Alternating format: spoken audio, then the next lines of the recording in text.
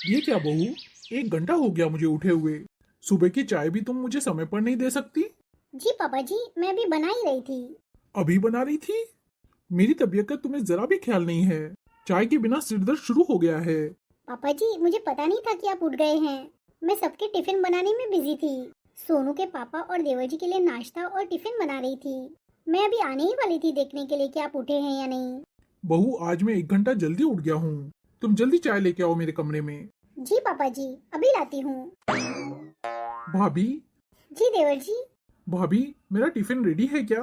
बस देवर जी, भाजी चढ़ा दी है। टिफिन के लिए रोटी ही सेकनी है। क्या भाभी, अभी तक टिफिन नहीं बना मेरा? रोज लेट कर देती हो। भाभी, घड़ी देखी है आपने? अगर रोज यही हाल रहा तो मैं बाहर से खाना खा लूंगा। आप आराम से काम करती हो और मुझे देरी हो रही है। जरूर आप लेट उठी रहेंगी। कल से जल्दी उठा करो।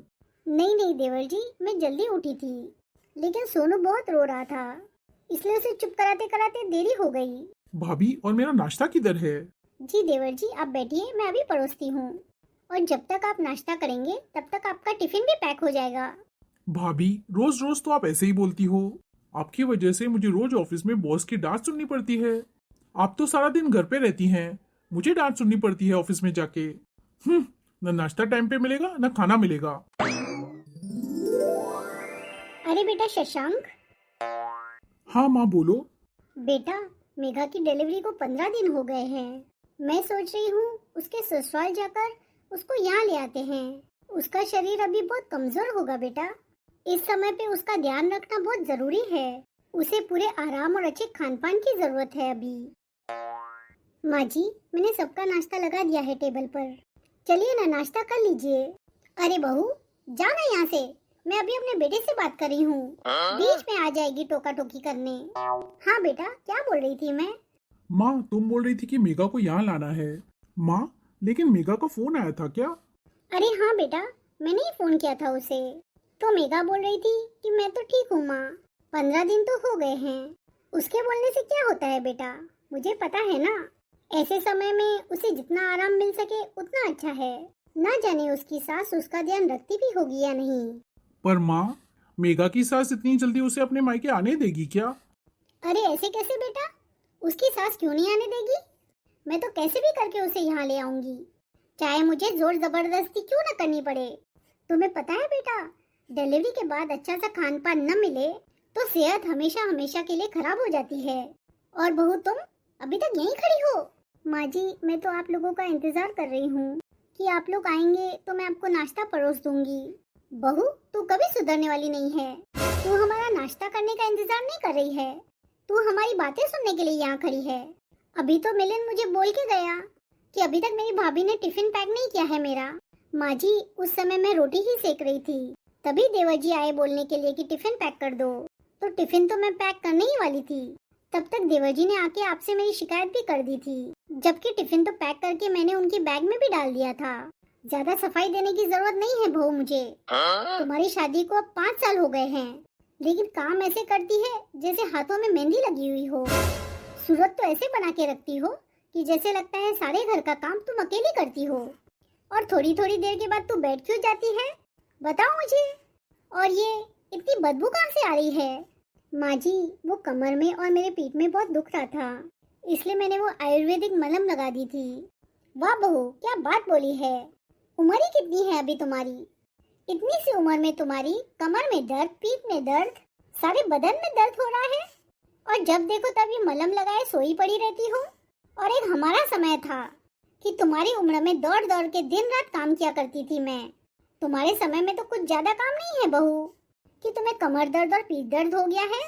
4-4, 5-5 बच्चे पैदा किए हैं, और तुम्हारा क्या बोलूं मैं। एक ही बच्चे में तुम्हारी कमर दुख रही है, पीठ दुख रही है, कभी पैर में दर्द हो जाता है, कभी हाथों में दर्द हो जाता है। ये क्या नौटंकी करके रखा है बहू? माँ जी, दर्द है तभी तो मैं बोल रही हूँ, झूठ मैं क्यों बोलूंगी माँ जी।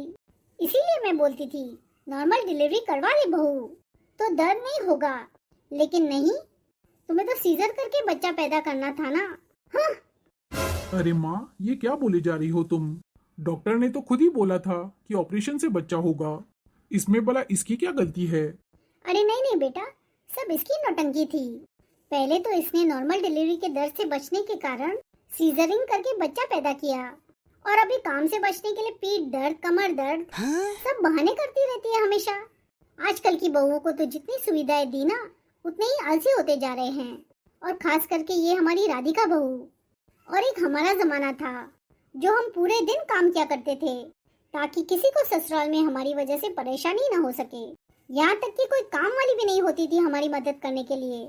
मैं कभी तुम्हारे जैसा दुखड़ा लेकर के नहीं बैठ जाती थी, जैसे कि तुम रोज रोज कमर दर्द, पीठ दर्द लेकर के बैठ जाती हो। माँ जी, काम तो मैं कर ही रही हूँ ना, लेट से हो या जल्दी हो, मेरे दर्द में होने से किसी का कोई काम रुका है? नहीं ना। अब चेहरे पर सुकून या खुशी कहाँ से दिख सकती है जब शरीर का रोम रोम दर्द से करा रहा है। शरीर है, कोई मशीन नहीं है। अरे मशीन की भी जरूरत पड़ती है मेंटेनेंस की। अब तुम्हें क्या हो गया? मेरी बातों से तुम्हें शर्म आ गई? अरे शादी के वक्त तुम्हारे माँ बाप ने मुझसे कहा था कि लड़की बिल्कुल घरेलू है, घर का कोई काम उसे बोझ नहीं लगता है। लेकिन अभी तो तू काम न करने का कितना बहाना बनाती है। रोज नए बहाने रेडी रहते हैं तुम्हारे। माँ जी, मैं पहले भी बोलती थी और अभी भी बोल रही हूँ कि काम मुझे बोझ नहीं लगता है। लेकिन माँ जी, मेरा शरीर है, कोई मशीन नहीं है। शरीर तो थकता ही है ना माँ जी। जब मैं शादी करके आई थी तब मैं 24 साल की एकदम तंदुरुस्त लड़की थी। बिना थके कितने घंटे में किचन में खड़ी रह के काम कर सकती थी। लेकिन मायके में काम के सिवाय मेरी परवाह करने वाले और भी लोग थे वहाँ। मैंने जैसे ही ससुराल में कदम रखा तब से सारे घर के काम मेरे ऊपर डाल दिए गए हैं। यहाँ तक कि चैन की एक सांस भी नहीं ले पाती हूँ मैं। शरीर तो जैसे चूर चूर हो गया है।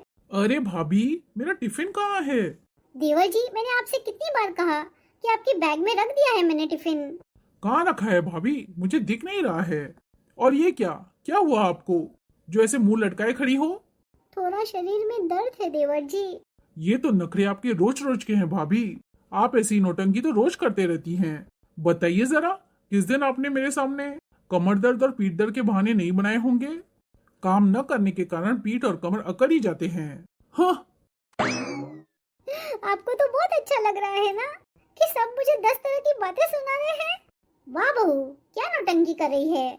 अब किसी ने तुम्हारी बात नहीं सुनी तो तुम अपने पति को बोल रही हो, तो और किससे बोलूं माँ जी। आप लोगों से तो बोल बोल के थक गई हूँ कि मेरी कमर का दर्द बर्दाश्त से बाहर हो गया है। अभी मुझे डॉक्टर के पास ले चलिए। लेकिन आपने एक बार भी सुना मेरा? किसी ने भी मेरी बात सुनी? तो मैं किससे बोलूं? अपने पति से ही ना बोलूंगी। सुनिए जी, आज शाम को आप मुझे डॉक्टर के पास नहीं ले जाएंगे ना, तो मैं खुद चली जाऊंगी। अरे शशांक बेटा, ये बहू के नखरे बहुत बढ़ गए हैं। तुम उस पर ध्यान मत दो। जा बेटा, तुम ऑफिस के लिए लेट हो रहे होगे। ठीक है माँ, चलता हूँ मैं। बहू की तकलीफ सबको बहाना ही लगती है। बहू के लिए 1 रुपया भी खर्च करना भारी लगता है। मैं अपनी परेशानी किसको बताऊं? कौन सुनेगा मेरी? इस घर में मेरी सासों की आवाज भी किसी को सुनाई नहीं देती। अब तो चुप रहना ही मेरी मजबूरी बन गई है। काश कोई मेरी तकलीफ को समझे। अरे बहू, शाम हो गई है, चाय कब तक मिलेगी? अरे बेटा, आ गया तू? हाँ माँ। आना बेटा, बैठना इधर। बहू चाय बना ही रही होगी। ठीक है माँ। अरे बेटा, मेघा से मेरी बात हो गई है। 2 दिन के बाद हमें मेघा के ससुराल जाना होगा। बेटा, अब तेरी बहन को बच्चा होने के बाद पहली बार जा रहे हैं, तो मिठाई और शगुन का सामान तो लेके जाना पड़ेगा ना यहाँ से। और वापस आते वक्त मेघा को साथ लेके आएंगे। यहाँ अच्छे से 3-4 महीने आराम करवा के मेघा को वापस ससुराल भेज देंगे। अभी शशांक बेटा, तू एक काम कर। हाँ माँ, बोलो। जल्दी से चाय पी करके तुम मेरे साथ मार्केट चलो। वहाँ से मैं उसके ससुराल के लिए मिठाई और नवजात शिशु के लिए कुछ कपड़े ले लूंगी। और बेटा, मुझे उसके लिए ना गोंद के लड्डू बनाने हैं, तो उसका भी सामान आज ही लाना पड़ेगा वहाँ से। तो मैं कल बना दूंगी लड्डू। अरे माँ, आप पापा से बोल देती ना, या पापा के साथ चली जाती। बेटा, तेरे पापा जी तो रात के समय गाड़ी नहीं चलाते हैं। उन्हें रात के समय गाड़ी चलाने में दिक्कत होती है ना। पर माँ जी, मुझे तो इनके साथ डॉक्टर के यहाँ जाना था। मैंने अपॉइंटमेंट ले लिया था। अरे बहू, तुम्हारा ये कमर दर्द, पीठ दर्द, सिर दर्द, ये तो रोज का है बहू। डॉक्टर को दिखाने से भी कुछ फायदा नहीं होगा। कुछ नहीं आएगा रिपोर्ट में, देखना तुम। बेकार में पैसे और समय की बर्बादी हो जाएगी। तुम्हें आराम करने के शौक कुछ ज्यादा ही हो गए हैं बहू। अरे अब चाय देगी भी या वहीं खड़ी रहेगी? चाय पी करके हम लोगों को बाजार के लिए भी निकलना है। अब मेरे बोलने का कोई फायदा नहीं है। एक मेरे पति हैं, वो समझते ही नहीं है, तो किसी और से मैं क्या शिकायत करूं? किसी से अब कोई उम्मीद रखना ही बेकार है। इस घर में मैं मर भी गई तो किसी को कोई फर्क नहीं पड़ने वाला। अरे बहू। जी पापा जी, बोलिए। बाथरूम में साबुन नहीं दिख रहा है, कहाँ रखा है तुमने? पापा जी, बाथरूम में ही होगा, अच्छे से देखिए ना। अरे वो तो ठीक है बहू, मैं देख लेता हूँ, लेकिन हैंड वॉश का लिक्विड खत्म हो गया है बोतल में। तुमने बोतल में फिर से हैंड वॉश भर के नहीं रखा क्या? नहीं पापा जी, भूल गई मैं। तुम्हें भर के रखना चाहिए था वो। जी पापा जी, भर देती हूँ थोड़ी देर में। अरे बहू, थोड़ा थोड़ा बोल करके तुम भूल जाओगी फिर से। चलो अभी डाल दो उसमें लिक्विड। एक लिक्विड भी खुद से नहीं डाल सकते। सारे छोटे बड़े कामों के लिए मुझे ही परेशान करते रहते हैं। और मेरी इतनी तबीयत जो खराब रहती है, उसकी तो किसी को कोई फिक्र ही नहीं है। अभी माँ जी को अपनी बेटी के लिए कितनी फिक्र है। जब मेरी डिलीवरी हुई थी तब डॉक्टर ने बोला था कि 2-3 महीना इसको रेस्ट दीजिए, लेकिन नहीं, घर आते ही सारे काम डाल दिए मेरे ऊपर माँ जी ने। उन्हें इतनी भी दया नहीं आई कि ऑपरेशन से हुआ है बच्चा। उन्हें लगा कि कुछ नहीं होगा इसे। और हर बात पे हमारे जमाने में ये होता है, हमारे जमाने में वो होता है। बोल बोल के, काम करवा करवा के मेरा तो पूरा दम निकाल लिया है इन लोगों ने। इतना दर्द, इतना पेन, इतनी तकलीफ किसे होती है? मुझे होती है ना। और मेरे सुनने वाला कौन है? इस घर में कोई नहीं है। यहाँ तक कि मेरे पति भी साथ नहीं देते हैं मेरा। यही नहीं, भारी चीजें उठाने के लिए मना किया था डॉक्टर ने, ज्यादा देर खड़े रहने के लिए मना किया था, काम करने के लिए मना किया था। लेकिन मेरा इतना भरा पूरा परिवार होते हुए भी मुझे सबने अकेला छोड़ दिया है। बच्चे की जिम्मेदारी लेना किसी के बस में नहीं था। ऑपरेशन में भी बच्चे की जिम्मेदारी मेरे ऊपर ही डाल दी। एक दादी होती है, जब पोता पोती होता है तो उसकी देखभाल करती है, उसको अपने पास रखती है। लेकिन नहीं, इन्हें तो अपने शौक से मतलब है। मेरी पीड़ा को माँ जी समय की बात कहकर टाल देती है। इतने टाके लगे हैं मेरे शरीर में, लेकिन किसी को कोई फर्क नहीं पड़ता। अरे माँ का फोन। हाँ माँ, बोलो ना। क्या हुआ बेटा, तू ठीक तो है ना? क्या ठीक रहूंगी माँ, ऐसा परिवार जो मिला है मुझे, क्या खुश रहूंगी मैं। क्या हुआ बेटा, तुम तो बहुत परेशान लग रही हो। माँ, अभी इनकी बेटी की डिलीवरी हुई तो इनको इतनी परेशानी हो रही है कि मैं मेरी बेटी को यहाँ बुला लेती हूँ। मैं कहती हूँ माँ, जब मेरी डिलीवरी हुई थी तो जब तुम मुझे लेने आई थी तो मेरी सास ने मुझे जाने नहीं दिया। घर का सारा काम करवा करवा कर तो उन्होंने मेरे शरीर की धज्जियां ही उड़ा दी हैं। ऑपरेशन होने के बाद जब मैं घर आई तो तुरंत वो बोली, अपना काम खुद करो, मैं तुम्हारा कोई काम नहीं करूंगी, अपने बच्चे को भी खुद जाके संभालो।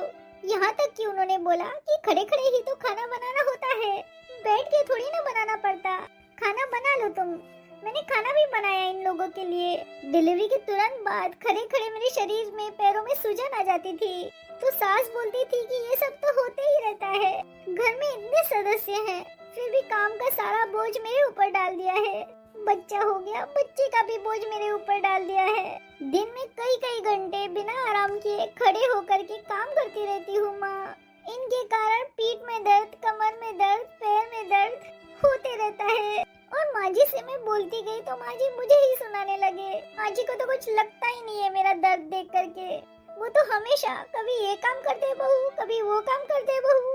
अरे माँ, तुम्हारे दामाद जी हैं जो मेरी थोड़ी सी तकलीफ उनसे देखी नहीं जाती है।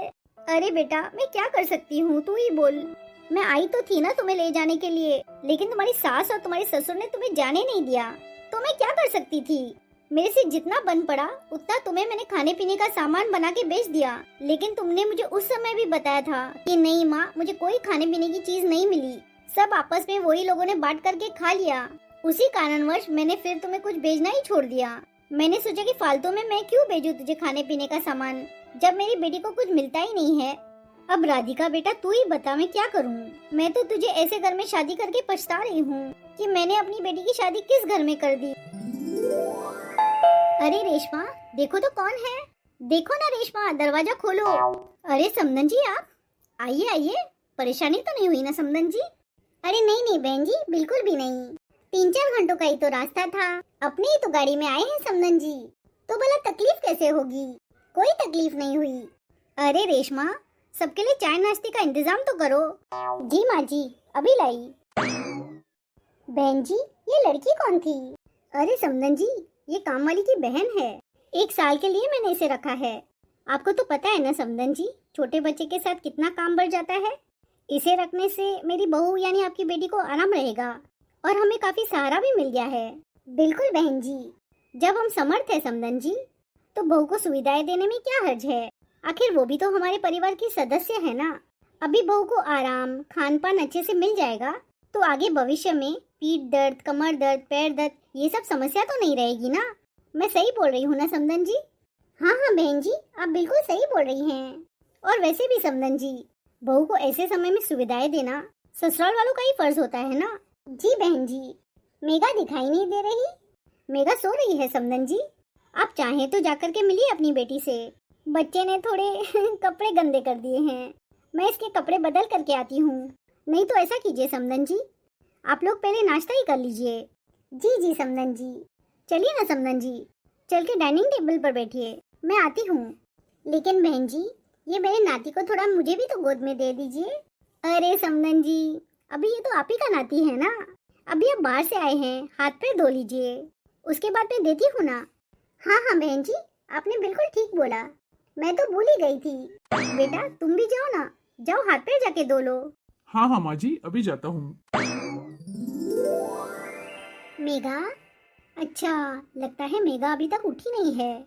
मेघा, अरे बहू उठो ना, देखो तो कौन आया है। तुम्हारी माँ और तुम्हारे भैया आए हुए हैं।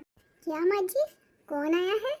अरे बहू, तुम्हारी माँ और तुम्हारे भाई आए हुए हैं, उठकर देखो तो सही। समदन जी, आप आराम से बैठ के बातें कीजिए, मैं किचन में जाके मेघा के लिए कुछ खाने को बनाती हूँ। बहू, आज कौन सी सब्जी खाना पसंद करोगी?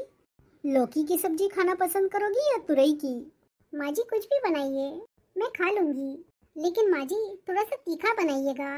रोज रोज उबली सब्जी खा खा कर मन उब गया है, कुछ मसालेदार खाने की बहुत इच्छा हो रही है।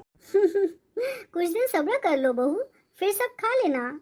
अभी फिलहाल मैं तुम्हारी सब्जी में हरी मिर्च का छौंका लगा देती हूँ। ठीक है माँ जी। समदन जी, आप बहू के पास बैठिए, बातें कीजिए, मैं तब तक बहू के खाने का इंतजाम कर लेती हूँ। जी जी बहन जी, जरूर। आओ ना माँ, बैठो ना। भैया आप खड़े क्यों हैं, आप भी बैठिए ना। अरे बेटा, ये तो बता, हम लोगों के आने के बाद ये तुम्हारी सास दिखावा तो नहीं कर रही है ना, कि बहू के मायके वाले आए हैं तो इन लोगों के सामने कुछ दिखावा कर लेते हैं? क्या सच में तुम्हारी सास तुम्हारे और तुम्हारे बच्चे का ख्याल रखती है, या आज हम आए हैं इसलिए ये सब दिखावा कर रही है? अरे नहीं नहीं माँ, ये क्या बोल रही हो? माँ, मैं तो बहुत खुशनसीब हूँ कि मुझे ऐसी सास मिली है। माँ जी दिल से मेरा और बच्चे का ख्याल रखती है। डिलीवरी के बाद उन्होंने कभी मुझे माँ की कमी महसूस होने ही नहीं दी। मेरे छोटे छोटे पलों में माँ जी मेरे साथ खड़ी रहती हैं, मुझे शिकायत का कोई मौका ही नहीं देती, मुझ पर हमेशा प्यार की बरसात करती रहती है। माँ जी, बहू के प्रति सास की क्या जिम्मेदारी होती है वो बखूबी से जानती है माँ मेरी सास। उन्होंने मेरी पूरी प्रेगनेंसी के दौरान और डिलीवरी के बाद भी मेरा पूरा ध्यान रखा और अपने हाथों से अच्छे अच्छे हेल्दी डिशेस मुझे बना के खिलाती हैं। मुझे तो हर तरह की टेंशन से दूर ही रखती हैं वो। घर के कामों का बोझ मेरे कंधे से तो हटा ही दिया माँ। बहू पर हुक्म चलाने या डांटने के बजाय मेरी परेशानी समझकर उन्होंने मेरा हर पल साथ दिया है माँ। यहाँ तक कि माँ, घर में हर वक्त खुशियों का माहौल रखा उन्होंने। सच में माँ, मेरी सास और पति दोनों ने मिलकर मेरी प्रेगनेंसी को बहुत ही आसान कर दिया। उनके प्यार और सेवा से केवल बच्चा ही नहीं स्वस्थ हुआ है, बल्कि हमारा रिश्ता भी बहुत मजबूत हो गया है। इसलिए माँ, मैं शारीरिक और मानसिक रूप से बहुत ही स्वस्थ हूँ। अरे बहू, पहले गर्मा गर्म खाना खा लो। जी माँ जी। पहले खाना खा लो बहू, फिर आराम से अपनी माँ और भाई से बात करना। जी माँ जी। लगता है ऋषभ आ गया है, मैं उसके लिए खाना परोस देती हूँ। अरे बेटा, आ गया तू? हाँ माँ, ये मेघा कहीं दिख नहीं रही है, कहाँ है वो माँ? अरे बेटा, मेघा अपने कमरे में आराम कर रही है और तुम्हारे साले जी और तुम्हारी सासू माँ आए हैं उसको मिलने के लिए।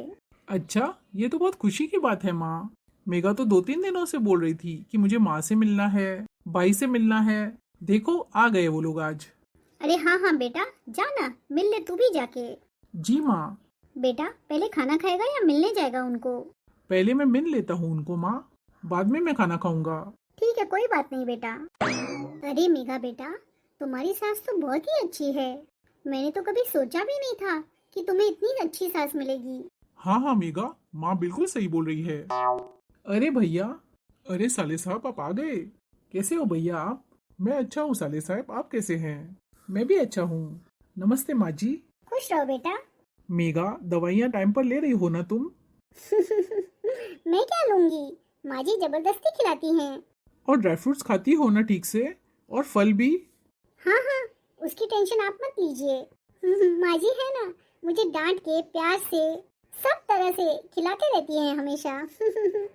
और हाँ मेगा, इन दिनों में तुम भरपूर नींद लेना, क्योंकि माँ हमेशा सुनाती रहती है मुझे कि बहू को डिस्टर्ब मत करना। और मेगा, तुम्हारा वो सर पे बांधने वाला स्कार्फ कहीं नहीं दिख रहा है, वो कहाँ है? अरे वो यही था, मैंने अभी अभी तो उतारा है, मुझे बहुत गर्म हो रहा था। अरे नहीं मेगा, डॉक्टर ने बोला है। और माँ भी हमेशा बोलते रहती है कि इस वक्त तुम्हें स्कार्फ लगाना बहुत जरूरी है। कम से कम तुम्हें 3 महीने अपने आप का अच्छे से ध्यान रखना होगा। साले साहब मेरी बहन का कितना ध्यान रख रहे हैं। अरे बेटा, हाँ माँ। चल ना बेटा, खाना खा लेना। खाना खा करके बैठ के आराम से बातें करना। ठीक है माँ, चलो आप सब लोग आराम से बैठिए, मैं अभी आता हूँ। ठीक है दामाद जी। मेघा बेटा, हमारा यहाँ आने का मेन उद्देश्य था तुम्हें यहाँ से ले जाना। तू हमारे साथ मायके चलेगी ना बेटा? नहीं नहीं माँ, अभी नहीं, बाद में मैं जरूर आऊंगी। आप मेरी चिंता बिल्कुल मत कीजिए, मुझे यहाँ कोई परेशानी नहीं है। मुझे तो यहाँ माँ हर तरह की सुख सुविधाएं हैं, मुझे कोई चीज की दिक्कत नहीं है यहाँ पे। माँ, मैं यहाँ जो भी कुछ मांगती हूँ ना, तो मुझे बिना कुछ सवाल पूछे माँ जी लाके देते हैं। मेरे आराम का पूरा ध्यान रखा जाता है माँ, ताकि मैं और मेरा बच्चा दोनों स्वस्थ और खुश रहें। यहाँ तक कि माँ, मेरे पैरों में सूजन आ गई थी तो मेरी सास ने मेरा पूरा सहयोग किया। यहाँ तक कि मेरे पैरों की मालिश भी उन्होंने कर दी। मेरी सास ना माँ मुझे बहुत इज्जत और मान से रखती है, किसी चीज की कोई टेंशन लेने नहीं देती। मेरी तो परवाह ऐसे वो करते हैं जैसे लगता है कि मैं उनकी बेटी हूँ। इन दिनों में मेरी सास ने मेरे लिए जो किया है ना, मैं तो उनका आभार कभी जिंदगी में नहीं भूल सकूंगी। वैसे माँ, मैं तो पूछना भूल ही गई, भाभी कैसी हैं? आप लोग दोनों आ ही रहे थे तो बंटी को भी साथ ले आते, गाड़ी में तो आ ही रहे थे ना माँ। अरे नहीं नहीं बेटा, बंटी अभी बहुत छोटा है, 4-5 घंटे का सफर थोड़ी ना तय कर लेगा। वो अपनी माँ को हमेशा ढूंढते रहता है, क्योंकि सारा दिन अपनी माँ से जो चिपके हुए रहता है वो। माँ, मैं तुमसे एक बात करना चाहती हूँ, बुरा मत मानना माँ। मैंने तुम्हें फोन पर भी बताने की कोशिश की थी, लेकिन तुम काम में बिजी हो गई थी, इसलिए मैं बता नहीं पाई। जो तुम मुझे हमेशा बताती रहती हो कि बंटी अपनी माँ को चिपका रहता है। अरे माँ, बंटी को अपने साथ कभी गोदी में लिया है आपने? अगर बंटी को आप अपने साथ रखती तो वो तुम्हारे पास ही रहता, ना कि अपनी माँ को चिपकता वो। अभी देखो ना माँ, मेरे ही बच्चे को देख लो, माँ जी हमेशा उसे अपने पास रखती हैं। जो भी सेवा हो, जो भी कुछ करना हो, उसकी लंगोट तक चेंज करती हैं, उसे साफ रखती हैं, सब वही करती हैं। मुझे तो कुछ करने नहीं देती। यहाँ तक कि मम्मी, मुझे तो लगता ही नहीं है कि मेरा कोई बच्चा हुआ है। इतना मुझे यहाँ लाड प्यार मिलता है कि मैं क्या बताऊँ। लेकिन माँ, भाभी की तो कुछ समय पहले ही डिलीवरी हुई थी, तो मैंने देखा है माँ कि आप लोग भाभी के साथ कैसा व्यवहार करते हैं। मैं तो वही सोच करके हमेशा डरते रहती थी कि शायद मेरी सास भी मेरे साथ डिलीवरी के वक्त ऐसे ही व्यवहार करेगी। लेकिन नहीं माँ, मेरी सास तो मेरी माँ से बढ़कर निकली। यहाँ तक कि मेरा पति, जिसके बारे में मैंने कभी सोचा ही नहीं था, वो तो मेरा इतना ख्याल रखते हैं ना कि जब वो आसपास रहते हैं ना तो वही मेरा सब करते हैं, मुझे सब हाथ में ला कर देते हैं। माँ, तुम तो हमेशा भाभी को ताने देती थी कि उन्होंने काम नहीं किया इसलिए उनका ऑपरेशन हुआ, तुमने जानबूझ के सिजरिंग करवा के बच्चा पैदा किया है, ये सब गलत बोलती हो तुम माँ। मेरा भी तो ऑपरेशन हुआ है, लेकिन मेरी सास ने तो कभी मुझे ऐसे ताने नहीं दिए हैं। उल्टा मेरी सास तो मेरी इतनी परवाह करती है कि वे बोलती हैं कि नॉर्मल से ज्यादा तो दर्द ऑपरेशन में होता है। और तुम माँ, मैंने सुना है तुम्हारे मुंह से ये सब कि ऑपरेशन में कोई दर्द नहीं होता है, नॉर्मल डिलीवरी में ज्यादा दर्द होता है। ये गलत है माँ, मुझे पता है माँ, सिजरिंग में भी कितना पेन होता है। वो तो मेरी सास और मेरे पति ऐसे मिले जो मुझे दर्द का एहसास ही नहीं है। डॉक्टर से बोलने से ज्यादा तो मेरी सास मुझे हमेशा लेक्चर देती रहती है माँ। कि बहू अभी आराम कर ले, अभी कुछ मत कर, 3-6 महीना तो कम से कम आराम कर ले ताकि आगे जाके तुम्हें तकलीफ ना हो। लेकिन मैंने तो हमेशा भाभी को देखा है कि वो हॉस्पिटल से जैसे ही आए वे काम करती रहती हैं। तुम भाभी को हमेशा बोलती हो कि मैं भी काम करती थी, तुम भी काम करो। अभी देखो, हमेशा भाभी तो नाखुश होकर के रहती हैं। पता नहीं वो कौन सी सोच में डूबी रहती है हमेशा। मैंने भी बहुत कोशिश की भाभी से पूछने की, लेकिन भाभी तो कुछ बताती ही नहीं है। सही बात बोल रही है मेघा। मैंने अपनी पत्नी पर कभी भी ध्यान नहीं दिया। बात बात पर उसे बीमार पड़ने के ताने दिए मैंने भी, जबकि उसकी प्रेगनेंसी के दौरान उसका ठीक से ध्यान न रखने के कारण अब वो बहुत बीमार रहती है। मैंने अपनी पत्नी की कभी भी परवाह नहीं की। अभी तो उसकी तकलीफ बहुत बढ़ गई है। वह काम भी समय पर नहीं कर पाती है और फिर भी मेरे घर वाले मेरी पत्नी को ही कसूरवार ठहराते हैं। यहाँ तक कि देवर हो, चाहे ससुर हो या सास हो, उसे कोई भी डांटने से पीछे नहीं रहते। और मैंने क्या किया आज तक अपनी पत्नी के साथ? खड़ा होकर के बैठ करके देखता रहा और मैंने भी हमेशा अपनी पत्नी को गुस्सा किया। माँ, हाँ बेटा। माँ, मैं घर जाना चाहता हूँ। राधिका के कमर में बहुत दर्द था, मैं उसको उसी हालत में छोड़ करके आ गया हूँ। ऐसा करते हैं माँ, तुम मेघा के पास अब रहो, मैं घर जाता हूँ। जब तुम्हें आना होगा तब मुझे तुम फोन कर लेना, मैं आ जाऊंगा तुम्हें लेने। ठीक है बेटा, तू जा। राधिका, राधिका। अरे आप इतनी जल्दी आ गए? सब ठीक तो है ना वहाँ पे? दीदी और उनका बच्चा सब ठीक तो है ना? हाँ हाँ, सब ठीक है। एक काम करो, तुम तैयार हो जाओ, चलो डॉक्टर के पास चलते हैं। अरे चलो ना जल्दी। ठीक है, मैं तैयार होके आती हूँ। जरा जल्दी करना। हाँ डॉक्टर साहब, आपने मुझे बुलाया? मैंने इनका सारा टेस्ट कर लिया है। कल इनकी रिपोर्ट आएगी, तो आप इनको कल लेकर के फिर से आ जाना। उसके बाद ही पता चलेगा कि क्या हुआ है इनको। ठीक है डॉक्टर साहब। हाँ माँ, बोलो ना, फोन क्यों किया था? बेटा, तू बहू को हॉस्पिटल लेकर गया था क्या? हाँ माँ, मैं कल लेकर गया था उसे। डॉक्टर ने कुछ टेस्ट किए थे उसके, वो टेस्ट के रिपोर्ट आज आ जाएंगे। आज फिर से डॉक्टर ने बुलाया है हमें, वो रिपोर्ट्स चेक करके ही दवाई चालू कर देंगे। अच्छा ठीक है बेटा, जाओ बहू को ले जाओ हॉस्पिटल। और जब तुम हॉस्पिटल से वापस आओगे तो मुझे जरूर फोन करके बताना कि डॉक्टर ने क्या कहा। ठीक है माँ। अरे राधिका, तैयार हो गई तुम? जल्दी चलो, हॉस्पिटल के लिए लेट हो रहे हैं। सारे रिपोर्ट्स देख लिए मैंने। मुझे ये पूछना था कि डिलीवरी के वक्त इन्होंने आराम नहीं किया था क्या? क्या मतलब डॉक्टर? इनकी रीढ़ की हड्डी में गैप आ गया है। ऐसा कैसे डॉक्टर? ऐसा लगता है कि डिलीवरी के वक्त में इनको पूरी तरह से आराम नहीं मिला है। अगर आप लोग इन्हें अच्छे से आराम करने देते और अच्छे से इसकी देखभाल करते तो ये नौबत नहीं आती। बच्चे के जन्म के समय एक औरत का शरीर बहुत कमजोर हो जाता है, लेकिन डॉक्टर, बच्चे की डिलीवरी में रीढ़ की हड्डी कहाँ से आ गई? ये डिलीवरी के बाद ज्यादा देर तक खड़े रहे होंगे, भारी भारी सामान इन्होंने उठाया होगा। ऐसा तो कई लोगों के साथ अक्सर होते रहता है। डिलीवरी जिस समय होती है उस समय हम लोग आपको पूरी तरह से बता देते हैं कि पेशेंट की अच्छे से देखभाल कीजिए। डॉक्टर साहब, अब इसका क्या उपाय होगा? इनको अब पूरे 15 दिन बेड रेस्ट करना पड़ेगा और साथ में मैं कुछ दवाइयाँ लिख देता हूँ और इनको फिजियोथेरेपी भी कराना पड़ेगा। फिर 15 दिन बाद देखते हैं कि आगे क्या करना है। वैसे तो इनका फाइनल इलाज ऑपरेशन ही है। फाइल तो ले जाओ। लाइए डॉक्टर साहब।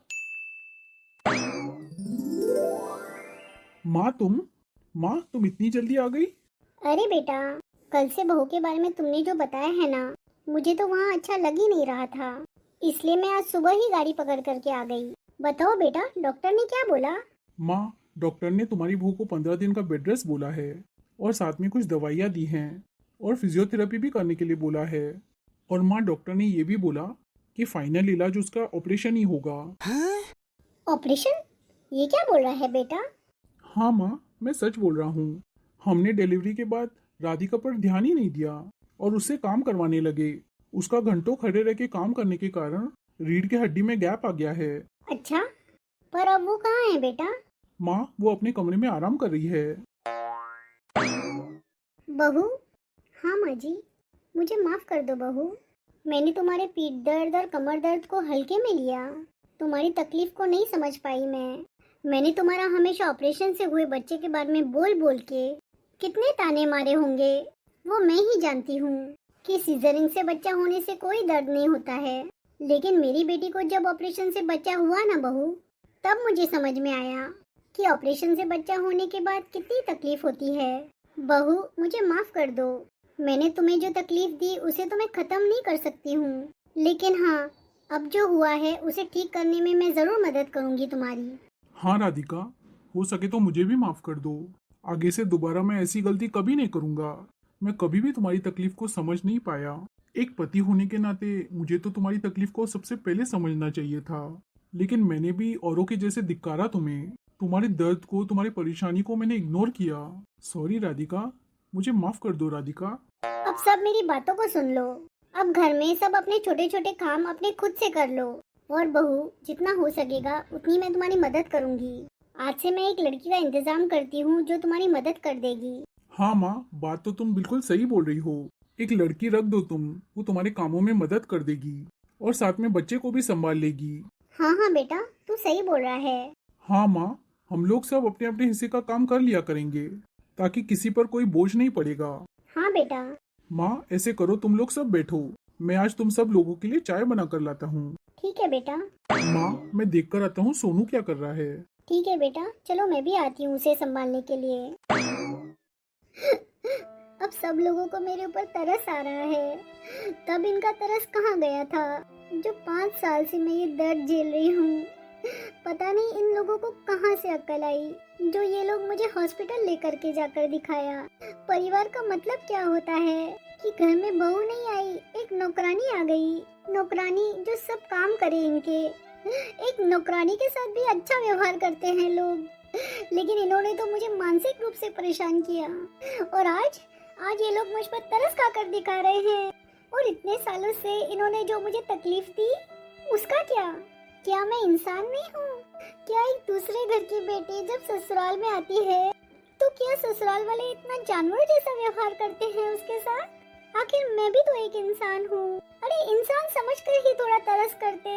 और आज पता नहीं इन लोगों की इंसानियत कैसे जग गई। अब इंसानियत दिखाने से बीता कल नहीं बदलता।